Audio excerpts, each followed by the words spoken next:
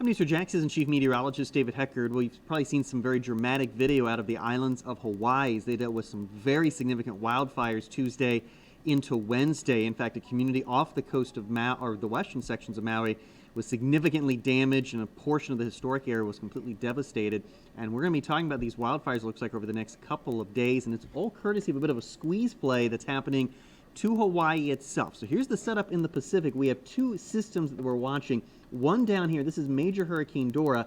Now, it doesn't look terribly far away from Hawaii, but it's actually about 700 or so miles away. And then about 700 miles away towards the north is an enormous ridge of high pressure that's sitting over northern sections of the Pacific. And what's happening is between the two, we're getting a pressure gradient, because high pressure is an area of high pressure and an area of low pressure, which is a hurricane, and that's creating some very significant winds over the Hawaiian Islands. So that pressure gradient created those high winds. In fact, we had wind gusts over 70 miles an hour.